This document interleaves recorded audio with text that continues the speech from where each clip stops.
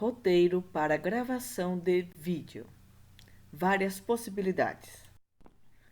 Criar vídeo através do PowerPoint. Eu utilizo o pacote Office 2016. Primeiro, eu monto os slides e salvo.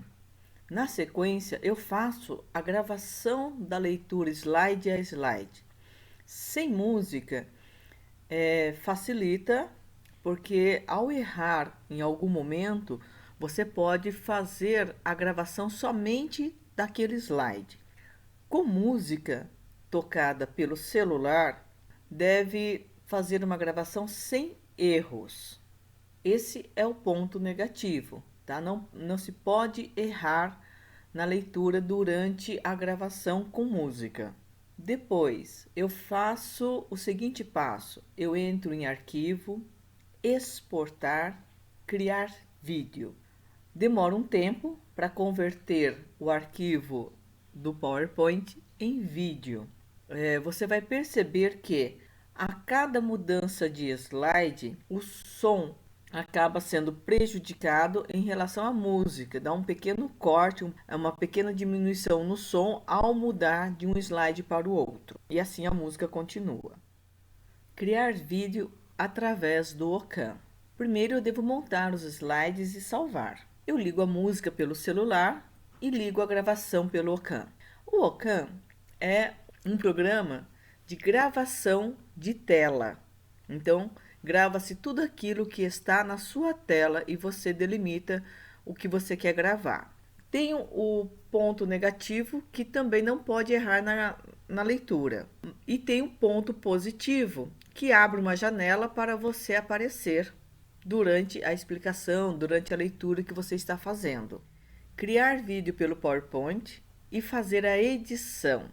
Eu monto os slides, eu salvo, eu faço a gravação da leitura slide a slide, faço o arquivo, exportar, criar vídeo. Então, esse procedimento já é conhecido de vocês pelas outras formas de gravação de vídeo. Depois disso, eu vou ao editor e importo o vídeo e a música previamente selecionada. Aí eu consigo, nesse momento, fazer os cortes e colocar os efeitos de transição, inserir a música e cortá-la ao final da apresentação, fazer a revisão e verificar se está tudo certo para exportar, ou seja, para fazer a gravação. Pontos positivos: por poder editar, as falhas na gravação podem ser cortadas posteriormente. A música, sendo inserida depois, facilita a gravação do texto slide a slide. Pode também inserir imagens, colocar títulos, créditos e outros textos no vídeo. Elaboração de atividades pelo Google Forms. Várias etapas e elaboração prévia das atividades, configuração e envio do link. Num primeiro momento, eu faço a opção de utilizar um formulário em branco. Na sequência, eu já coloco o título no formulário.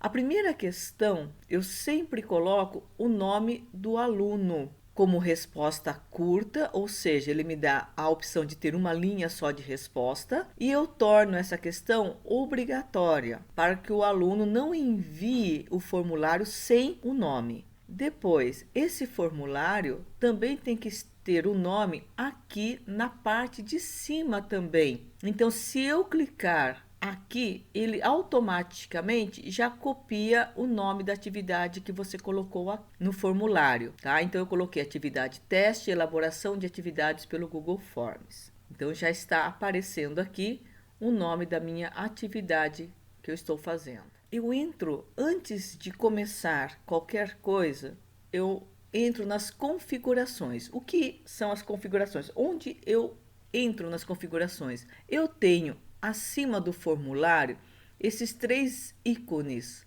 Então eu uso essa engrenagem que é o ícone das configurações. Eu tenho algumas abas aqui para configurar. Primeira aba é a configuração geral. Eu não marco a coleta de endereços de e-mail porque se torna obrigatório, e se o aluno não tiver, ele não consegue enviar a atividade.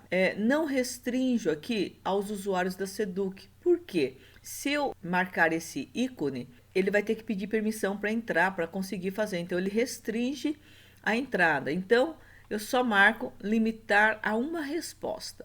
Na parte de baixo, também eu não marco nada.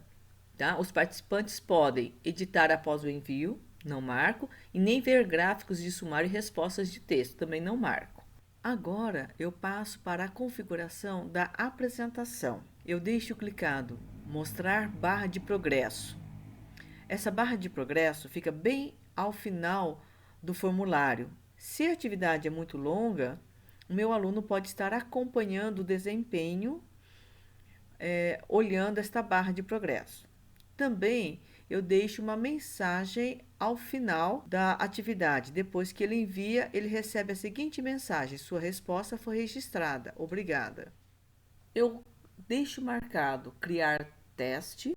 Na sequência, liberar nota, eu só libero posteriormente, depois da revisão manual. Esses outros 3 itens eu posso deixar marcado. Também, caso eu consiga enviar para o aluno, ele consegue observar quais são as perguntas erradas, quais eram as respostas corretas e os valores. Como inserir vídeo? Eu tenho aqui ao lado alguns ícones aqui. Para incluir vídeo, eu tenho esse item adicionar vídeo. Vou para o YouTube, seleciono o vídeo que eu quero, eu clico em compartilhar, abre esta janela e eu copio o link que está aqui. Depois eu vou para esse espaço e colo o link, clico em pesquisar. Aparece aqui o vídeo que eu quero, eu seleciono, eu clico nesse vídeo, eu seleciono aqui embaixo, depois eu clico neste botão selecionar e o vídeo fica inserido. Como inserir imagem? Eu vou para este ícone na barra lateral, adicionar imagem, e eu tenho 2 formas de adicionar imagem. Esta é a primeira forma, que é fora da questão. Quando eu quero, por exemplo, colocar texto, características do ultrarromantismo. Então, eu coloco as características, um conteúdo, para depois colocar a questão. Então, é a primeira forma fora de uma questão. A segunda forma de inserir uma imagem é dentro da questão. Então, eu tenho a pergunta e eu tenho esse ícone de imagem aqui dentro da pergunta. Quando é que eu devo usar este ícone imagem? Eu tenho o enunciado da questão, eu quero colocar uma observação em relação ao subjetivismo, uma definição, e aparece também o espaço para colocar resposta. Então, esta imagem, texto, foi inserido dentro da minha questão. Como fazer imagem de texto?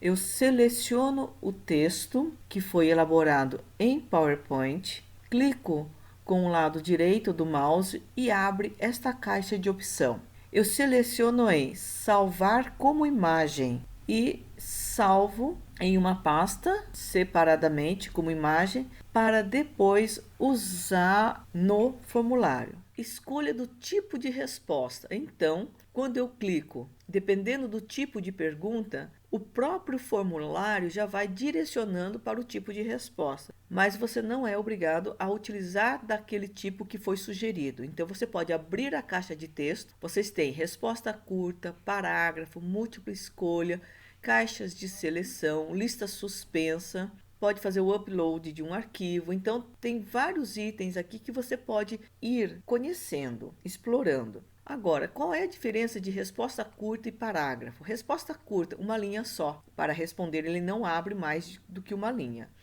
Parágrafo, abre tantas quantas forem necessárias para responder. Quando eu elaboro uma pergunta, eu tenho como colocar a chave de resposta. Quando eu clico em chave de resposta, abre adicionar feedback da resposta e abre também o item de pontuação. Clicando em adicionar feedback da resposta, abre uma caixa de texto para que você possa escrever, digitar a resposta correta aqui. você salva e atribui a pontuação para essa questão. Depois você conclui e torna esta questão obrigatória. Como fica então uma questão completa? Eu tenho o enunciado da questão, o feedback de todas as respostas que você colocou como correta, a pontuação que você já atribuiu e você clica em concluído. Depois de concluído, você observa que a questão vai ficar neste formato. Aparece então o enunciado, formato da resposta, texto de resposta longa, a chave resposta com a pontuação atribuída, o tipo de resposta que você selecionou aqui nesta caixa e você torna obrigatória esta questão. Vocês têm também a possibilidade de personalizar o tema. O tema é esta imagem que aparece aqui no alto da sua atividade. Neste exemplo está aqui a palavra central adolescente, segunda série A do ensino médio. Você clicando em personalizar o tema, abre essas opções aqui. Quando você clica em imagem enviada, você pode ter algumas opções já pré-definidas pelo formulário, mas também você pode fazer o upload da imagem que você selecionou para incluir aqui. Depois, você pode selecionar a cor do tema, que é esta linha que está aqui em laranja, e também o plano de fundo que eu coloquei em cor de rosa, em salmão aqui, ao fundo para combinar com o meu tema. Depois, vocês podem também utilizar do recurso visualizar. Você vai visualizar como é que está ficando a sua atividade. Então, você visualiza o formulário e também pode responder para verificação se você fez corretamente a marcação das respostas, principalmente as de múltipla escolha, se você colocou a chave resposta de forma correta. Agora, para você conseguir enviar este formulário para os seus alunos, vocês têm a opção de clicar neste ícone, que é o ícone de link. Vocês vão observar que ele cria um link longo, mas este link longo você quer encurtá-lo, hein? Você clica em URL curto e aparece aqui um endereço menor para que você possa utilizar inserindo, por exemplo, no seu grupo de WhatsApp. Então você clica em copiar e cola no seu grupo do WhatsApp dos seus alunos. Como diminuir o tamanho do vídeo? Eu tenho o canal no YouTube e eu descobri recentemente que ao postar um vídeo no YouTube, eu tenho como depois fazer o download desse mesmo vídeo que eu postei. Esse recurso me ajuda a fazer com que o meu vídeo, ao ser feito o download, ele já venha num formato menor.